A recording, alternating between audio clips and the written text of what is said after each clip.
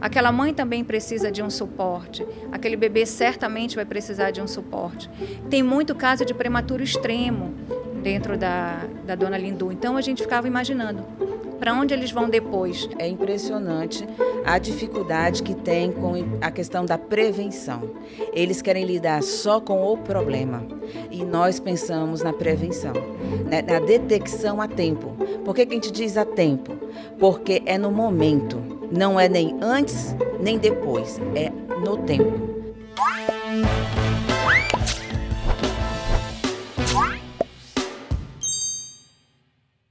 Senhoras e senhores, eu vou ter o prazer de bater um papo com duas amigas que têm uma missão muito bonita de cuidar de crianças prematuras e também das grávidas.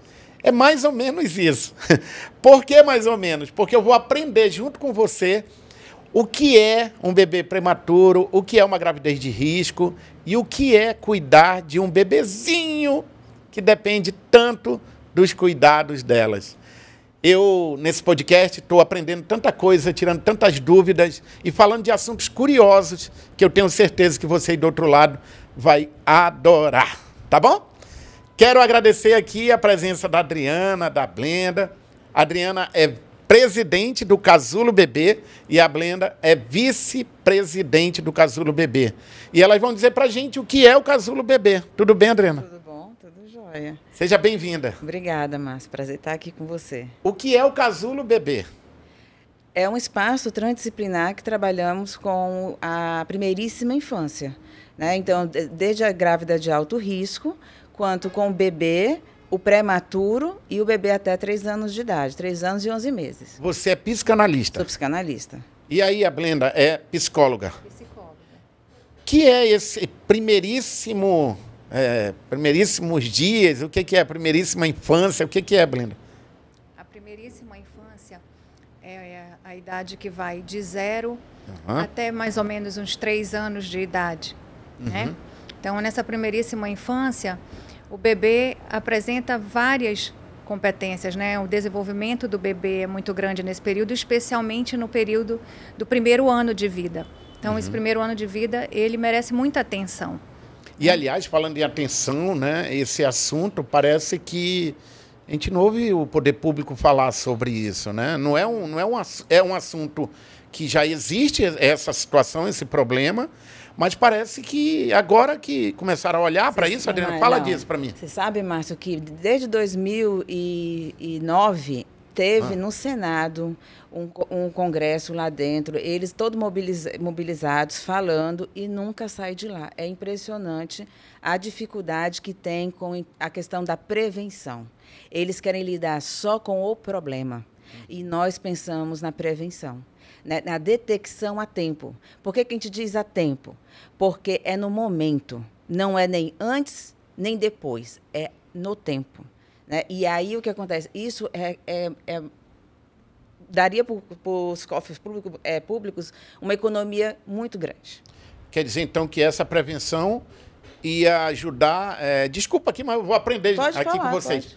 Essa prevenção iria ajudar muito aquela mulher não passar mais tempo no hospital, além de salvar a vida do bebê? Além de salvar a vida do bebê, a questão das dificuldades emocionais da mãe em relação ao bebê, do vínculo, da questão do bebê se colocar no mundo, que as pessoas acham que é fácil e não é todo um processo.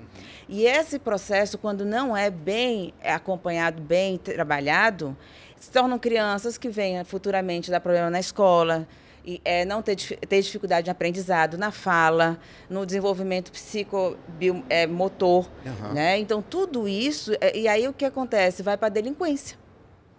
Isso que acontece. Então, vamos ver o problema lá na frente. E a gente trabalha com ele, inclusive, com a questão da primeiríssima infância. Diz assim, ali é um marco até 18 meses. Se a gente chega até os 18 meses, a gente trabalha muita coisa boa, porque devido à neuroplasticidade, né? Olha, Adriana, eu lembrei agora que eu comecei há muito tempo acompanhando algumas crianças autistas e eu aprendi muito com elas, né? E eu vi ali, Blenda, o sofrimento das mães. E algumas mães, eu lembro que falavam assim, eu só soube que meu filho era autista, só soube não, eu só acreditei quando ele tinha 3 anos e que alguém falou para mim e eu não aceitei. E ela passa aquele período de luto que falam, né? Parece que a mãe fica um pouco de luto de não aceitar aquilo. É possível, desculpa a pergunta, mas é possível contribuir o quanto antes para essa criança não ter um autismo tão elevado com a prevenção, com esse trabalho de vocês? É possível ou não é possível? Sem dúvida, é possível, né? E essa é o grande objetivo do casulo, né? Essa intervenção precoce, o quanto antes, né?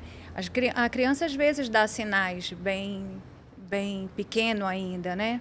E aí, às vezes, até uma mãe percebe, a avó, né? Tem um caso que chegou com a gente que a mãe disse, não, o irmão percebeu que tinha algo diferente.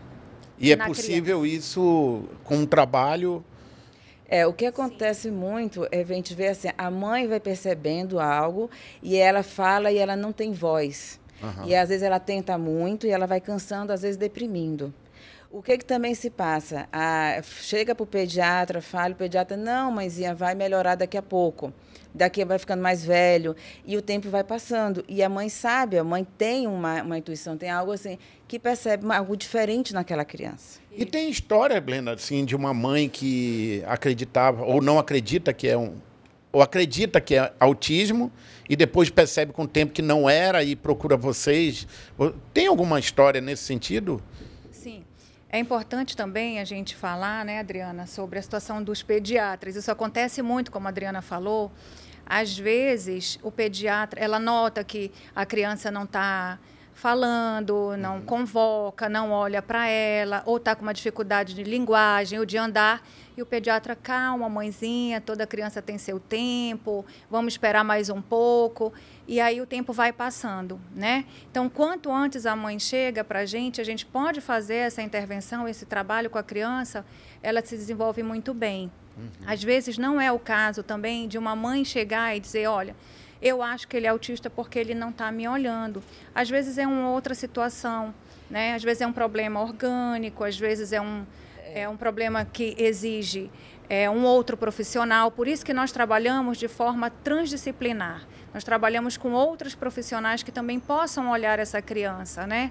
Para que a gente tenha, não um diagnóstico, mas a gente consiga olhar o que realmente está acontecendo com aquela criança. E tem mãe que chega lá achando que o filho é autista. Então, pode falar. O que acontece? Não é achando, vamos supor, eu vou te contar uma história de uma mãe amamentando o bebê não estava olhando para a mãe, aí ela recebe uma visita, a visita diz assim, ele é autista. A visita na casa da mãe? Na casa da mãe. E aí, 20 dias, a mãe começou a ficar... E aí teve toda uma situação, começou a chorar, e ela já desvinculou com o bebê. Tá? O bebê fazia uma vinculação boa com o pai, e a mãe já tudo olhando, vendo autismo. 20 dias.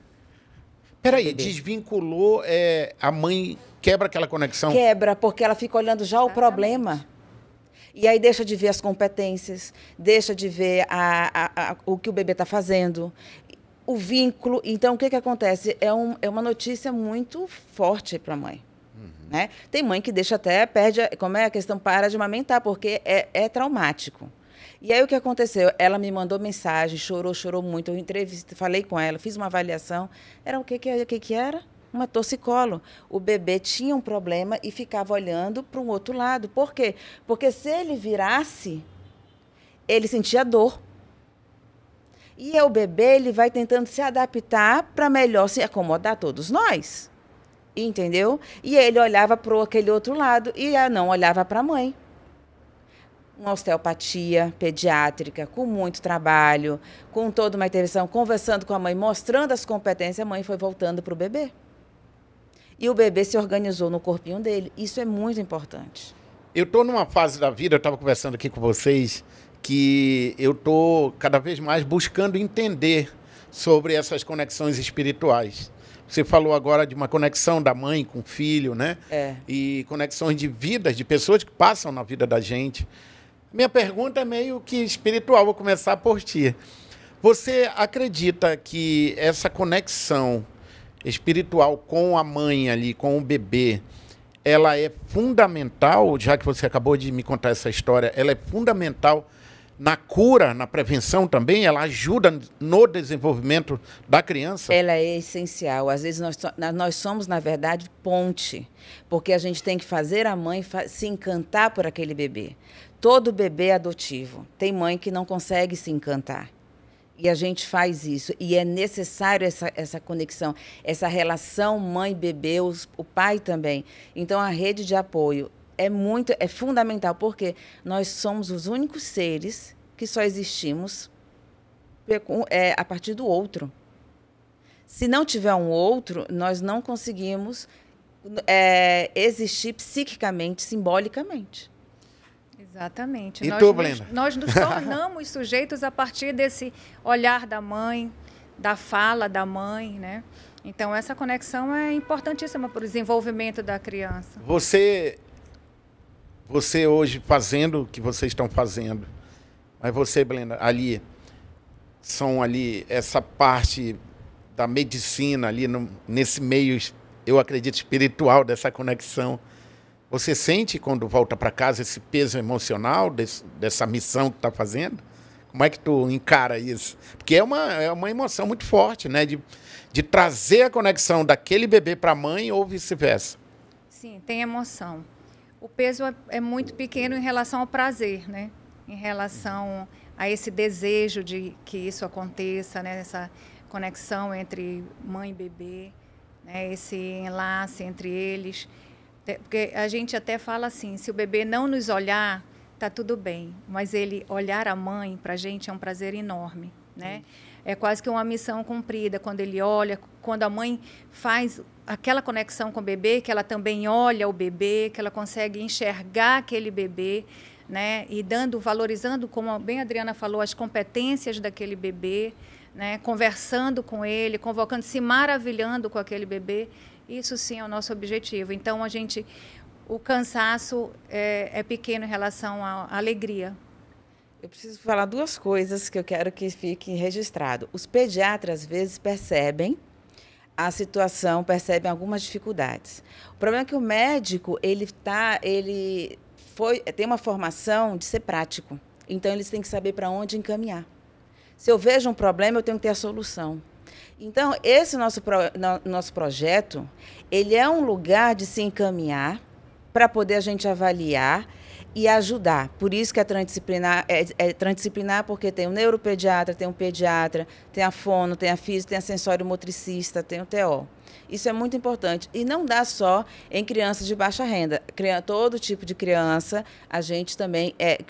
essas coisas acontecem, né? E isso acontece... É uma situação que dá na classe rica, classe pobre, mais humilde, isso, né? Exatamente. Só que tem umas que, assim, elas conversam às vezes mais, as outras vão tentando esperar um tempo, né? E terceirizar, às vezes também com babá, tudo mais, não consegue perceber. Mas a gente tem que ficar muito atento. Adriana, como nasceu? Você foi estudar na França para entender mais sobre esse assunto. Mas peraí, volta um pouquinho. Tu estava aqui, do nada, tu disse, vou para a França estudar esse assunto. Não, como foi que nasce isso? Não, eu encontrei a Marie-Christine Lasnik, que ela é franco-brasileira, há muito tempo. E aí, na pandemia, a gente fazendo live e tudo mais, ela fez para o núcleo bebê, que uma parte que a gente tem lá, ainda existe, o núcleo bebê. O que acontece? E aí eu falei com a Rosângela e a gente montou um projeto. Foi assim. E aí eu achei interessante que ela disse assim, não tem bebê, ainda mais em pandemia. Eu falei, tá, vai ter. E assim que a gente chegou lá, tinha um bebê de 1 mês. Lá onde? Na Policlínica Codajás. Certo. E aí começou assim.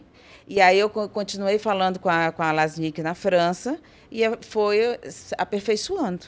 A gente foi aperfeiçoando a questão do ir para a maternidade, para ver as crianças de... Ela te ajudava, te orientava de lá da França e você com um bebê aqui em Manaus. Exato. E aí depois ela me chamou para ir lá ver como é que eles trabalham com os bebês lá, na França. E isso lá já existe há muito tempo. Muito tempo. Nos hospitais públicos. Nos hospitais públicos, com certeza. E aqui nós não temos. Não temos.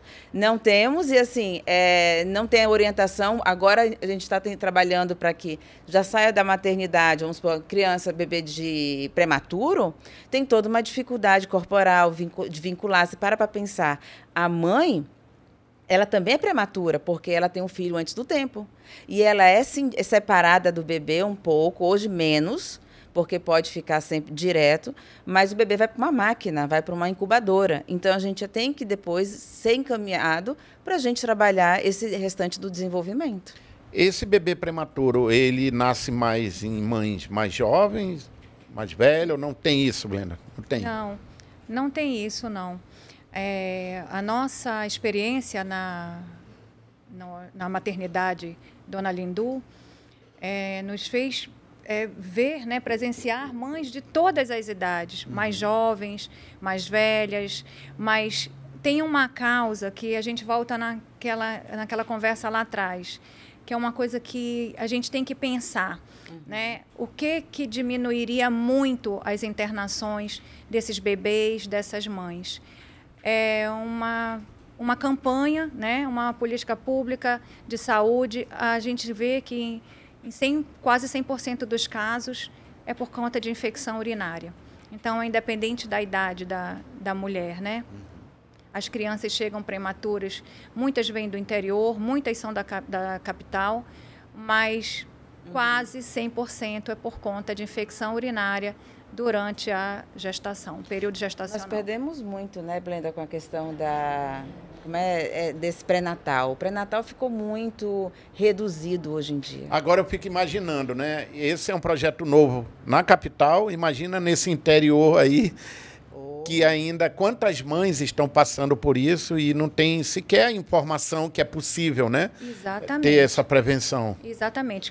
Completando o que a Adriana falou, esse projeto ele começou de forma voluntária, né? No ambulatório do PAN, da Codajás, e na maternidade, Dona Lindu, né? Na UTI. A gente ia para UTI. Vai até de graça. Hoje, né, Adriana? De graça. De graça. Vocês Sempre de forma voluntária. Voluntário. Trabalhando com esses bebês, trabalhando com as mães, né? Fazendo roda de conversa. Com a equipe. Lá dentro tem um espaço materno, onde as mães que vêm do interior ficam lá albergadas. A gente conversa com essas mães, orienta. Também com a equipe a gente faz um trabalho, né? Então, o que a gente pensava quando saía da Dona Lindu? Muitas vezes a gente no estacionamento, né, Adriana, a gente ficava conversando. Para onde vão esses bebês quando saírem daqui? Porque não acaba ali, quando eles recebem alta. Eles vão ter situações que vão precisar de um acompanhamento. A maioria deles, quase 100% deles, como a Adriana falou, eles são gestados, eles terminam de ser gestados dentro de uma incubadora, né? Aquela mãe também precisa de um suporte, aquele bebê certamente vai precisar de um suporte. Tem muito caso de prematuro extremo dentro da Dona Lindu, então a gente ficava imaginando para onde eles vão depois. Então, a gente começou a trabalhar e a escrever esse projeto a partir desse questionamento que a gente fazia. Muitas vezes, quando a gente saía da UTI e descia, ficava lá. Então, eu vou até complementar isso que você fala nessa conexão. A gente, dentro do nosso projeto, passaram-se muitas pessoas, porque é voluntário, quase ninguém fica por conta de ser voluntário. A Blenda, que eu percebia que se envolvia, que a gente estava junto, a gente conversava e emocionalmente ali a gente sentiu essa conexão e começamos a conversar. O que nós podemos fazer? Porque isso já ia chegou um ponto que já tinha que crescer, né? A gente sentiu a necessidade. Então, nós nos reuníamos, eu e ela, e começamos a pensar como fazer isso. Aí a gente chamou o Ricardo, mas nem todo mundo topa. Fica por um tempo, e eu percebia isso. Eu estava mais tempo e eu via a fluidez. Vão, volta, só quero ir lá ver. Arcar, ninguém arca. A Blenda ficava, né? E aí a gente falou, vamos fazer alguma coisa. Eu fico... Aí nasce o casulo. Por conta que é voluntário, né? As pessoas vão ali, conhecem, até se encantam. Mas é voluntário. Né? E aí não fica. Eu queria aproveitar aqui, fazer um apelo a todos os meus colegas de comunicação e fazer um apelo às autoridades que essas histórias me tocaram muito. Eu tive o prazer de conhecer, no início, várias ONGs, vários projetos que ajudam crianças. E eu gostaria de fazer um apelo a todos que, nesse momento, de repente, chega aí um corte ou assiste esse vídeo da gente. Vamos ampliar essa informação que a gente está tendo aqui. Vamos levar esse conhecimento para mais pessoas. E que, se Deus quiser, isso vire um projeto realmente de governo, né? Vire um projeto que seja um projeto de saúde. Isso aqui é a saúde está aqui, né? Está em jogo. A saúde de bebês prematuros. Eu queria pedir a você que está me acompanhando para saber mais sobre o Casulo Bebê, para saber mais sobre esses assuntos. Você que de repente está assistindo e tem uma tia, tem alguém, uma amiga, uma vizinha que está passando, tem um bebê prematuro, mas está passando por uma dificuldade que a gente de repente está tirando as dúvidas aqui, para compartilhar esse vídeo também, para comentar aqui e dizer para você que é possível, sim.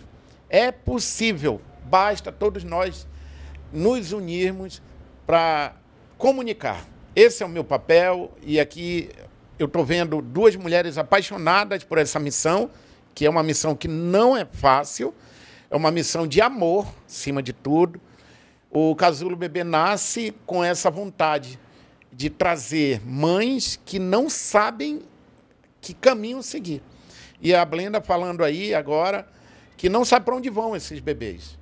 E que tal a gente resgatar esses bebês e prevenir a saúde deles? Então, a Adriana e a Blenda estão aqui hoje para a gente levar mais informação. Bora falar agora do Casulo Bebê. O Casulo Bebê já é um local, já existe, ele nasceu e vocês já estão ajudando mulheres e crianças lá, de bebês. Já está acontecendo. Quantas pessoas vocês já estão atendendo hoje? Tem mais de 17 bebês. E já requer um horário aí, uma carga horária. Já requer uma carga horária, uma estrutura, tem mais de 17 bebês. E é importante também, Márcio, a gente enfatizar que o cuidado do bebê, ele começa na vida intrauterina, né? Então, tem uma frente também do Casulo Bebê que é muito importante, que é da gravidez de alto risco, né?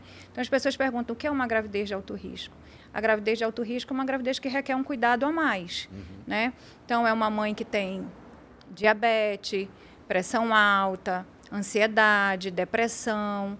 Então, é uma mãe portadora do vírus, HIV, uma mãe que tem alguma situação e que precisa ser ali também cuidada, né? Acolhida. Então, a gente também faz o acompanhamento dessa mãe e quando o bebê nasce, a gente continua com a mãe e com o bebê para justamente já tratar essa relação mãe-bebê, né?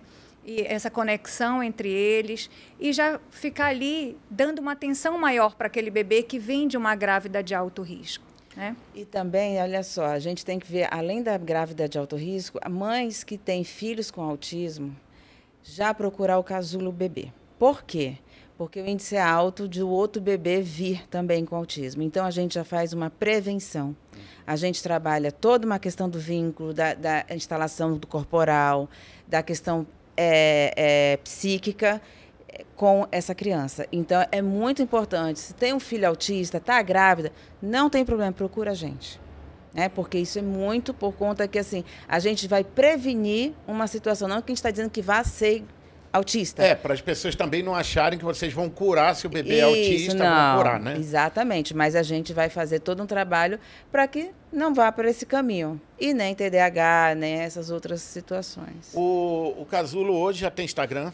Tem Instagram. Tem rede social? Tem rede social. Sabe qual é, Blenda? Sabe?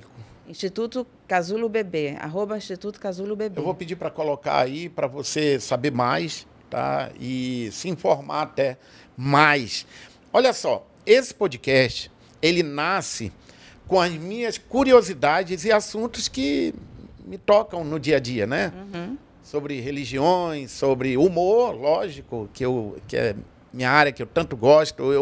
Hoje eu uso o humor para motivar as pessoas, alegrar as pessoas, mais ainda, porque nós percebemos que depois daquele período que nós passamos lá da Covid, o mundo, né, como tem o antes e o depois, eu trabalho com algumas indústrias, empresas, algumas, E a gente percebeu que as pessoas estão numa ansiedade, numa tristeza só, numa falta sei lá, de alegria até de viver. Tem gente que chega e me conta cada história. As pessoas esquecem, na minha opinião, que pode ajudar, e eu tenho gravado alguns vídeos sobre isso no meu Instagram, é sobre o poder da gratidão. Eu acordo e eu agradeço todos os dias, faço minhas orações, agradeço. Acredito muito nesse poder da gratidão como cura para muita coisa. Vocês, hoje, estão convivendo com mães que em algum momento quiseram reclamar da vida. Por que só comigo? Por que o meu bebê nasceu desse jeito? É uma realidade isso, né? E como é que vocês trabalham isso com uma mãe? Psicanalista, psicóloga, além do bebê, que tem essa mãe que é ponte. Como é o trabalho de vocês nesse sentido de resgatar a alegria de viver dessa mãe? Eu conheço mães, quando souberam que o filho era autista, elas sentiram assim, parece que o mundo dela tinha acabado. E depois elas se recuperaram. Mas como é que vocês encaram isso? As pessoas, elas ficam no problema, essa situação. E aí o que acontece? Quando elas começam a ver as qualidades, o potencial do filho, a contribuição dela, a diferencial que ela está fazendo, a gente potencializa a qualidade e trabalha com ela também. Não as questões assim de, é isso, é problema, não. O que é a solução? O que está trazendo de bom? Né? Eles têm competência. Eles têm algo a passar para essas mães e as mães para eles. Então, o que acontece? A gente encanta essas mães com outro olhar para o seu filho, porque nós temos muito a cultura de olhar só para o problema. Ele não se reduz a um diagnóstico. Gente, diagnóstico não é prognóstico. É isso que a gente fala. Tem Down que chega lá no pequenininho, que o desenvolvimento deles é a coisa mais linda. E a mãe não vê mais o problema. Ela vê uma criança, um sujeito cheio de capacidade, assim como uma criança com alguns transtornos, com umas dificuldades. Eu não disse que é TEA, que é isso, que é aquilo. Não, vamos sair disso. Sai da patologização e vamos para a questão do potencial. Evelina, quando uma mãe vê que um autista, por exemplo, ele tem um lado ali para pintar, ou ele tem um lado que é bom para exatas, ou é um lado bom para música, isso é um ponto positivo que você trabalha para ela? Para essa mãe? Sem dúvida, foi como a Adriana acabou de falar agora. Né? A gente não fica presa ao diagnóstico. Aquela criança não é o autismo, né? Aquela criança é um sujeito cheio de competências, cheio de potencial. Então, a gente vai investir naquilo. É lá que a mãe vai investir, né? Naquele potencial para ela se desenvolver. Né? Ela vai perceber que a criança não é um diagnóstico, né? Não é um laudo. Né? A criança é um sujeito cheio de competências, de muita potência. Né? E aquele investimento ali no que aquela criança tem ali mais desenvolvido, ela vai potencializar. Vou perguntar um negócio, vou fazer uma pergunta agora, vou fazer uma pergunta já para vocês como psicanalista, como psicóloga, né? O autismo é um assunto que eu sempre gosto, porque eu já trabalhei com crianças, fiz a minha contribuição, faço. Nós estamos vivendo um mundo de mudança, sim, de aceitações, de diversidades, de inserções, né? Uhum. Imersões também. Inclusões. Um monte de coisa boa. Para mim, para alguns é ruim, outros não. E assim é a vida. E assim é o mundo, né? Uhum. A partir da forma que a gente vê, né? A partir da forma que a gente vê. A gente olha, quando tu falas de gratidão, né? Tudo tem dois lados, mas eu vou ficar olhando o diagnóstico, o lado ruim, e eu posso ver também as coisas positivas, né? Quando agora, a gente parte por esse caminho, vem a gratidão, né? Aí, agora a minha pergunta. Você hoje, eu tenho as minhas certezas, tá? Eu acredito que um autista hoje, ele é capaz de assumir qualquer atividade dentro do que ele é bom. Por exemplo, um autista que ele é muito bom em exatas, eu acredito que ele pode ser um ótimo professor de de ciência, de matemática, aliás. Ele pode ser um bom astronauta, um piloto. Eu não sei, eu posso estar errado. Eu não sei qual é o limite, se tem um limite, mas eu acredito que um autista hoje ele pode ser melhor aceitado, inserido dentro da sociedade. Lógico, a pessoa talvez vai ter um medo de entrar no Uber e o motorista é um autista. Eu não tenho. Se ele está ali dirigindo, eu acredito na capacidade dele. Bem, é a minha visão, né? É a minha certeza, né? Como é que tu falou agora da gratidão e olhar que depende da visão de cada um. Eu queria que vocês falassem sobre isso, sobre o Dal. Esse Dal, ele é capaz de dar aula, ele é capaz de ser um professor, porque eu queria que com essa mensagem a gente chegasse e quebrasse de vez essa história de que um autista separa, um Down separa, ele tem limitações e separa. Eu acho que é a hora de a gente dar oportunidade, chance para essas pessoas. Eu acredito muito nisso. Mas você está certo, E eu queria ouvir de vocês, se é possível, com esse mundão que a gente está hoje, se eu estou errado... Não, você não está errado, tá não. Certíssimo. Tem a inclusão. Desde que a pessoa também trabalhe, com todos nós, o autismo, o autista, o Down, ele tem que saber os seus limites. Nós também temos limite. Eles também têm. Né? Aliás, só incluindo aí, eu fiz uma aula da saudade, uma aula de saudade de medicina, e tinha um autista. Sim. Se formando médico. Exatamente, Márcio, como a Adriana está falando, todos nós temos nossas limitações. O que nós trabalhamos? Onde a gente investe? Né? É naquilo que a gente gosta mais, onde a gente percebe que tem um maior potencial. E é exatamente assim. Né? Isso é uma condição, mas todos nós temos. Né? Então, é possível que a sociedade abra mais as portas e oportunidades? É possível e, principalmente, tudo eu digo que é o núcleo. A criança em si tem um núcleo, tem os pais e os entornos. Quando esse entorno te dá potencial, te respeita, te coloca como um sujeito, te coloca como uma pessoa capaz, eles vão desenvolver isso. A partir do momento que você coloca que aquela criança, como às vezes dizem, isso é antigo dizia, vai viver bebê como o Down, vai ser uma eterna criança. Aí já limitou a criança, já limitou o sujeito, entendeu? Vai ser criança problema. É isso que você coloca, você marca a saída daquela criança, daquele sujeito. Então, a gente tem que esse entorno, por isso que a gente fala, não fala se você trabalha só com a criança, o bebê, é a mãe, o pai, é esse entorno que precisa perceber que tem potencial, a gente tem nossos limites e eles podem ser inseridos, sim. Ai, que legal. Sim, não tenha dúvida disso. Isso é muito legal, porque eu sempre acreditei nisso. Olha, lá em Tefé, quando eu era criança, meu pai adotou um mudinho, surdo e mudo. Uhum. E na época a gente falava assim, né? Desculpem, mas era o que eu cresci ouvindo isso, né? A gente sabe que hoje mudou a nomenclatura, né? Alguns falam. E o papai mandava a gente conversar com ele, gesticular com ele, normal, como se fosse ele se sentir igual a gente. Uhum.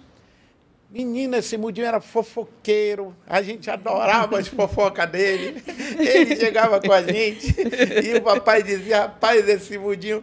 E é o Arthur, era o nome dele, e ele virou um irmão nosso. O papai adotou ele, cuidou dele até os 40 e poucos anos, ele faleceu muito novo, e assim, era o xodó da gente, almoçava com a gente, ele dormia lá em casa, enfim...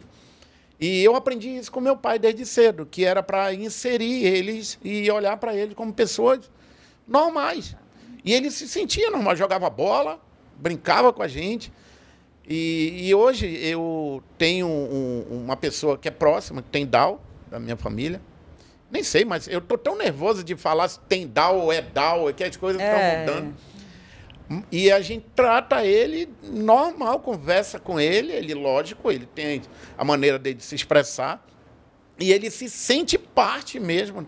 Telefona para mim, fala nas redes sociais com ele, ele escreve lá do jeito dele, eu respondo, E assim, é uma figura muito próxima da família. A gente tem modelos, cineastas, a gente tem um monte de pessoas que têm síndrome de Down, que estão se destacando aí. Isso daí... Eu só queria falar dessa forma, trocar essa ideia com vocês, para a gente chegar nessa mãe que, de repente, colocou um limite no filho. Isso. Mas, Márcio, isso que você acabou de falar e que a Adriana também falou, é sobre apostar. Isso. Né? Uma mãe que aposta naquele filho.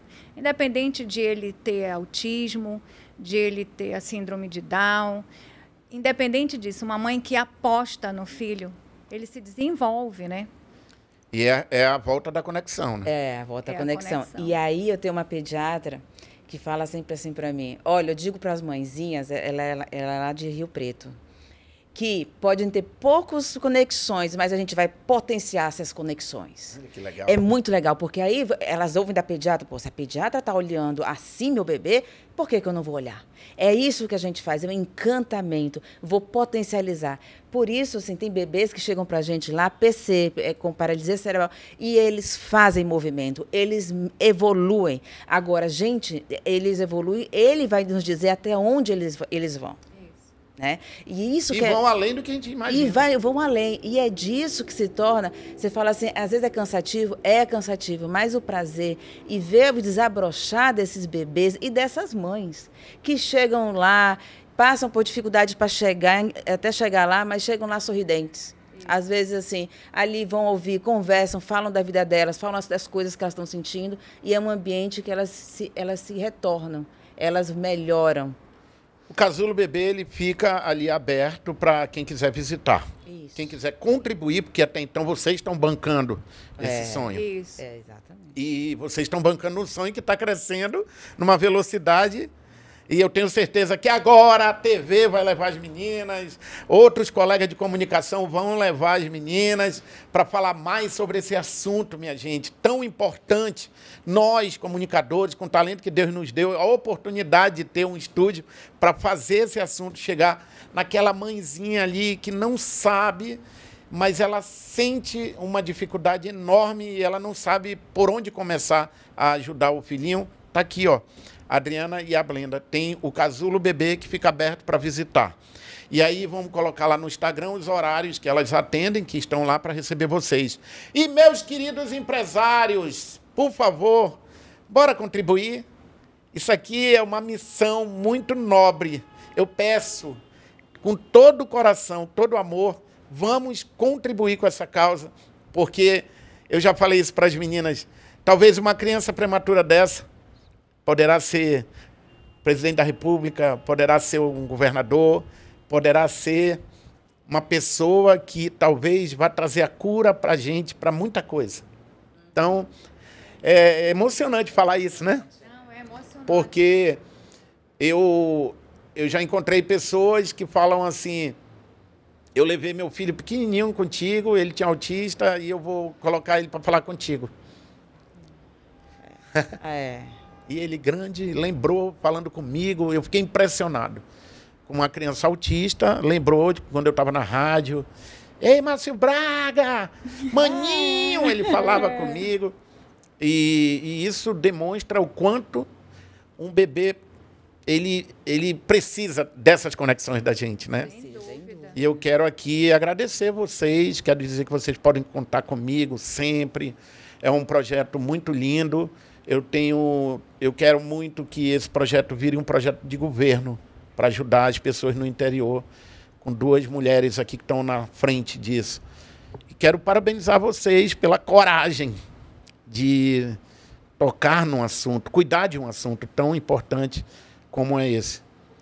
Então, parabéns, viu, Adriana, Blenda. A gente que agradece. Que a gente possa chegar mais longe. Exatamente, que está crescendo. Obrigado pela essa oportunidade. A gente só tem a agradecer. E quanto mais a gente for propagando, falando, transmitindo, a transmissão assim da questão do saber, do conhecimento, isso abre horizontes. Verdade. Conhecimento é liberdade, né? Conhecimento é liberdade. E aí as pessoas passam a conhecer e passam a nos procurar e a viver de forma melhor. Tem uma historinha sobre o PC. Nós temos uma criança, PC, E aí ele faz muitas coisas. E daí quando a neuro fez a consulta com ele, disse: esse menino é um milagre. Foi. Né? Esse menino é um milagre. Ela viu o bebê. Eu vi esse bebê e agora eu olhando os exames dele, eu acreditei que esse menino não fosse sair do lugar. Ele senta, né? Ele vocaliza alguma coisa já, ele ri, ele nos olha, ele já faz muita coisa. Ela disse, ele imita. Ela disse: esse bebê é um milagre. Eu achei que ele realmente não fosse sair do lugar. Mas é o que a gente estava falando, quando tem essa aposta, né? Quando tem todo um trabalho, né? Todo um amor envolvido, eu acho que vale muito a pena, né? Vale muito a pena conhecer o Casulo Bebê. Márcio, é um trabalho que tem muito estudo, né, Adriana? Muito estudo e todo um apoio, não só daqui. Muita dedicação, tem todo um apoio que vem de fora, né? A gente faz as nossas supervisões dos casos com 2 profissionais maravilhosas da França. Então, a gente tem muito estudo envolvido, né? E quando a gente fala transdisciplinar, é porque a gente vai conversando sobre os casos. Então, a neuro está conversando com a gente vai conversando com a física, com a fono, que a gente conhece, que futuramente, inclusive, quiser fazer parte do nosso projeto. E vocês estão abertos para outros profissionais que queiram ajudar? Sim, isso é um ponto importante. Quem quiser pode procurar pela gente. Não precisa ser todo dia, uma vez por semana, já é uma contribuição e crescimento, porque a gente também leva toda uma informação e estudo sobre isso, científico. Sim. Meninas, Deus nos uniu por algum motivo. Algum não, este. Este é um, né? E eu quero dizer mais uma vez. Nobre. Uma missão nobre. Já pensou daqui a uns anos, Adriana, a gente encontrar um molecão daqui e vai dizer assim: olha, a senhora me salvou. Né? Já valeu a vida. Hein, Blenda? Blenda, a senhora me ajudou. A mamãe, hoje, eu ajudo a minha mãe. Eu acho que esse é o maior retorno, né? O maior prazer de qualquer trabalho, né? É verdade. Mais alguma coisa? Não, fica todo mundo pensando. Vai se emocionando. A gente começa a se emocionar quando fala, né? Então, muito obrigado mais uma vez. Casulo Bebê, a gente vai colocar o Instagram delas aqui, dele, do Instituto. Do Instituto, para você saber mais. Contribua, faça a sua parte. E a gente se encontra no próximo podcast com algum assunto curioso que eu tenho para contar para vocês. Beijo. Tchau, menina. Obrigado. Obrigada. Foi muito bom. Nossa, gente.